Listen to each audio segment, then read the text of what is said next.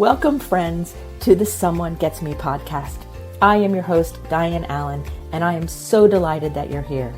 This podcast was created because I believe there is a visionary leader inside each one of us who is waiting to be seen. In each episode of Someone Gets Me, you will hear useful tips from successful visionaries who will share their stories about how being seen has allowed them to take their vision out into the world with action. Hi, friends. It's Dianne here, and we're talking today about different ways you can tell you're gifted. I have had so many people recently say, I relate to everything you say, and I write it down, and it makes so much sense to me, but I don't think I'm gifted. Or gifted people are all stuck up, and so I don't want to be one of them. Or I don't even know what that word means. I've heard so many different things. So I thought that today I would tell you a bunch of different ways to tell if you're gifted. And I want you first to realize that giftedness is not just about what you know. It's not just about learned knowledge. It's not the fact that you can repeat an encyclopedia or you have breadth of information, though that does come with it. That's not all it is. And so a lot of times you're going to appreciate what I have to say or understand it because on a real experiential level, you feel it in your being. So gifted is not just about intelligence. It's not about what you know. It's more about how your brain processes your experience, how your neurons, how your cells of your being engage with the world, how you process your experience. That in a gifted person is qualitatively different than someone who is not. For example, gifted people, one of the ways you'll know you're gifted is if you like to collect things. I remember when I was little, it was thimbles and it was spoons and Norman Rockwell plates. Whatever it was, you want to collect it. In fact, Post-it notes are one collection. And just in this little drawer here, we have multitudes of them. See all the different colors, all the different styles, and there's lots of them. Hold on. But wait, there's more. Post-it notes. Do you like going to office supply stores and get every color you possibly can? Now, I know I've used these over the years in different workshops and retreats I've done, but the point is I'm gifted and I love to collect them all. And I like to have them so that I can use whatever color my heart's desire is. And pens. Do you have a lot of pens? Do you have a special pen that you write with? I do. I have special pens. I have this whole container, and this is the only container that my business mentor will let me keep on my desk. But I snuck and kept a big basket of pens, every other kind of pen in the world, because us gifted people, we collect things. Another way you know you're gifted is sometimes you're the first one to laugh at a joke, right? Like you get the joke before other people, or maybe you're telling a joke that's a little bit different that not everybody can get it right away, but you get it right away. So you're the first to laugh. That's one of the ways you know you're gifted, right? Or another way you can know you're gifted is if you can taste nuance in sauces or foods or things. Here, Allie wants to say hi to you. And that's another way you can tell you're gifted, right? Another way you can tell you're gifted is that you can connect dots, that you synthesize information, that you see patterns very easily, you have good pattern recognition, and you can put the dots together on things that are important. That's another way you know you're gifted. Another way, see, there's so many ways that you can know you're gifted. And you notice how I'm not mentioning anything about an IQ test, because you can have an IQ test and you can have a lot of knowledge and you can be gifted even if you flunk that IQ test. Yeah, because gifted people process the world differently. Some gifted people have speech delay. They don't speak a lot initially because their brain is processing their world differently. And so if you're resonating with the things that I talk about and you're resonating with other things that the word gifted is associated with it, what we're really saying is that you have a brain that processes things in a unique manner. And there's nothing wrong with that. In fact, it's an asset. It's a gift. It's something that is uniquely special about you. And a very small minority of the population have those same sensitivities and gifts. Now, a gifted person also has better intuition often than a lot of people. Or you might be an empath, meaning you feel other people's feelings, meaning you can experience things with them or dive deep into a topic and get so excited. You also know you're gifted if you get very impatient when somebody interrupts you when you're concentrating on something. You don't like being interrupted. Another way you know you're gifted is a sense of justice. When there's an injustice going on, gifted people tend to get upset in different ways. So gifted people have a high priority for justice, being correct. Now, it's interesting about correct because a lot of times people think that means, having to be right all the time, like right fighting. And that's not what it means. What it does mean to be correct is that you use the correct word to go with the right experience. So I have a lot of gifted clients I work with, right? And some of them will think of an idea, I can watch it go through their mind, and then it takes them a while to formulate the proper sentence and use the correct words. And I noticed myself saying something. I was just in a session with somebody and I went to speak and I said, well, what I'm thinking. And then I had to stop for a moment to say the correct word to go with what I wanted to communicate. So there's a precision in the language of a gifted person.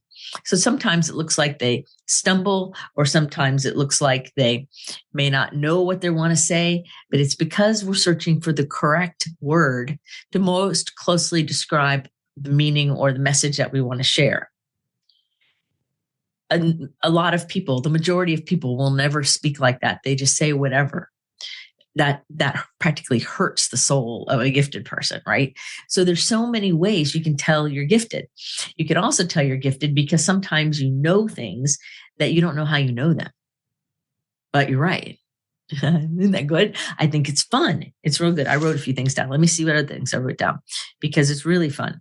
We love solving a problem, right? Or solving a thing, a situation. And it doesn't even matter if it's like, we get accolades for it or not. We get the inner accolade. We get that dopamine and that serotonin rush because we got to solve whatever the issue is. We research and dive into things and get all curious. And then when we solve whatever it is, we get the answer to what we're looking for. That is reward enough in itself because the serotonin and the dopamine flow and we feel wonderful just for the act of solving whatever the challenge or situation or problem could be. And so it's important to realize that gifted people then often have difficulty in relationships, often have difficulty in teams at work, and often share interesting experiences with other people, with their family and friends. Because the way the brain works is variant from the typical. That's important to remember. So you're gifted if you have to turn the music down in order to see street signs. Have to turn the music down in order to see where you're going because of the sensory stimulation. You're gifted if you can taste different scents and different things, right? There's all kinds of ways to know. But the most important thing to realize is that a gifted brain develops in an asynchronous manner. So the way your brain is developing is different than a neurotypical person's brain. Neither is right or wrong. It's the awareness of the difference. Understanding that you may be ahead in one area and behind in another. And then pretty soon it'll switch or it finally harmonizes. And somebody with a different brain chemistry, a different brain function, a different way of coming into the world's brain's going to harmonize differently. And there's no wrong. The key is to remember you're not sick. There's nothing wrong with you. Having somebody tell you you're gifted or having a diagnosis of ADHD does not mean that you're disabled. It means that you process the world differently. So when the world lands on you, you experience it differently. I know that personally, when big, intense emotions hit me, sometimes I can feel it right here in my chest. Sometimes I feel it in my eyes and in my head, like it's just a lot. And sometimes I even say to people, it's too people-y out there. If there's crowds of people or chaos that my system is not ready for, all my senses will send me information that tells me, watch out. And it's not because there's real and present danger. It's because there's an overwhelm and an overstimulation. And gifted brains have a harder time than other people. So sometimes you might find yourself feeling like you have social anxiety. You don't want to be around a lot of people, or you don't like crowds, or banging noises, or things that are surprises that are startling can often lead you to the decision that you're gifted. Now, I've listed a whole bunch of things. How many of them do you have? I probably have all of them, if not on some level, because I'm gifted and I have all these things. And there's all different other things too. There's all the different sensory things. Like sometimes I find myself like rubbing my legs or giving myself a hug because it feels good. Or maybe sleeping with a heavier blanket or a weighted blanket even, so that there's that comfort that goes with it. These are all things that gifted people do. Yeah. Gifted people also sometimes are more entrepreneurs and have a difficult time in team settings because small talk doesn't fare very well in the gifted world. And sometimes being misinterpreted or misunderstood by team members who are not gifted is so painful that gifted people shy away from certain kinds of teams and often find themselves entrepreneurs or working on their own. So you know you're gifted if you can relate to content from gifted people and you're thinking, I relate to that, I relate to that, I relate to that, then the answer is you have 100% of the quiz. There's so many different ways that giftedness expresses through people in art, in music, in creativity, in thinking strategies, in verbalizations, in lack of verbalizations. There's so many ways. But the key to remember, I think, is that giftedness is not about what you know. It's about how you process. And so when people ask me, well, how do you know I'm gifted? All I have to do is listen and pay attention to how you process things. And do you process things in a manner that typical gifted people do or typical neurotypical people do? How do you process? Usually, the processing speed in a gifted person is more fast. Usually, a gifted person might speak a little faster, more rapid speech because of the energy coming through, right? Because their brain's moving so fast. And sometimes the speech is much more calculated and slower because the brain's going fast. So it's not always evident on the outside exactly what it is, but what is evident is the processing. You know, I was just speaking to a client and she has a son in college, and we were talking about his processing, how he processes things. You share the information and then he'll go think about it. And then he'll come back and want to discuss it. So if that's your style as a gifted person and you're in a relationship with somebody who wants to hash it out right then, and you don't have that space to go process and think about before you engage, there could be real relationship communication challenges. And I see that a lot where people don't understand that we all process differently. And just because I need some time to process doesn't mean I'm not going to engage. It means I need to have my time to process, period. And I have another client who has another son. I have several people that I'm working with that have children in college. And it's so interesting because this same girl, a similar kind of thing, but she processes so fast that she gets ahead of herself and sometimes makes fear-based decisions or judgments or kind of impulsive things because she's moving too fast. She misses some of the facts and information and beauty along the way and makes decisions without all the information because she was moving too fast. So you know you're gifted when sometimes the world gives you feedback that you're out of sync or you're not quite with it, or it's hard to be in that group or that team or do that project. Those are all signs that there's a part of your brain that's developing and harmonizing differently than other people. It doesn't make you right or wrong, and it doesn't mean you're sick. What it does mean is you have this beautiful gift. You have this amazing way of interacting with the world.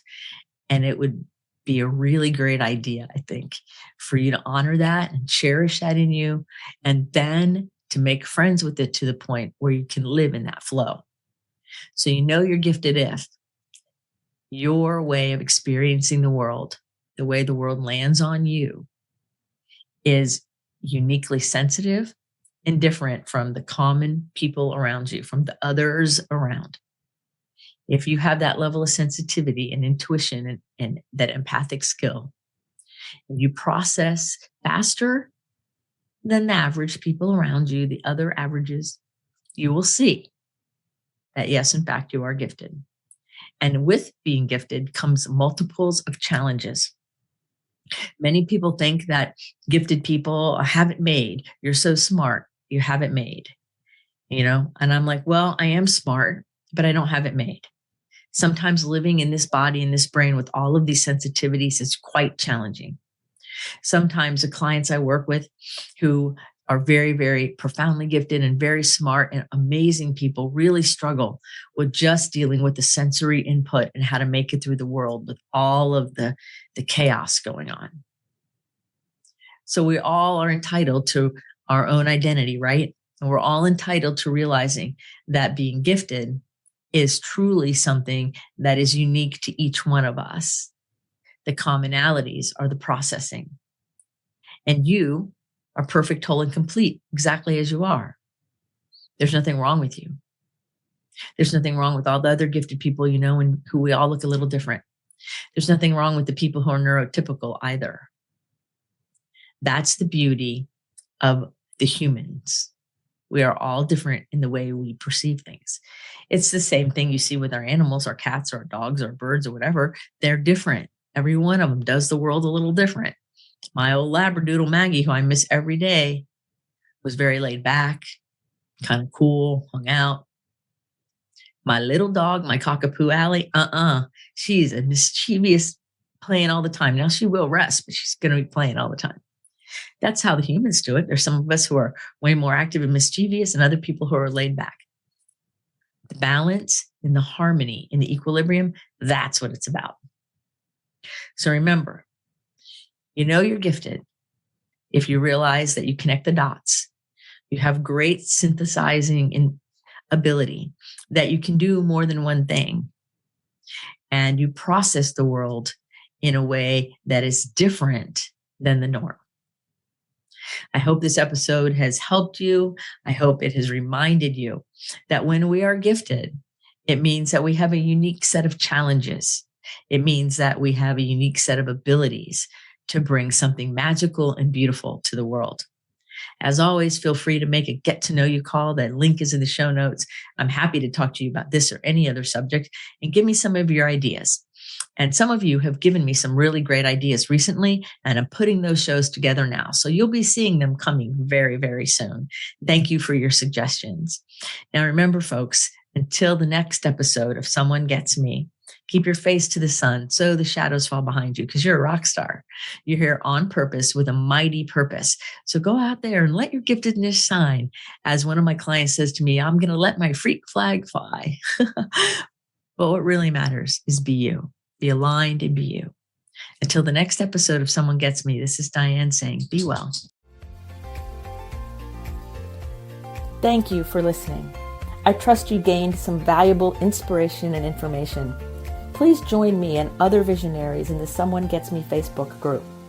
Or for more information on my services and additional episode's, visit someonegetsme.com. Again, thanks for listening.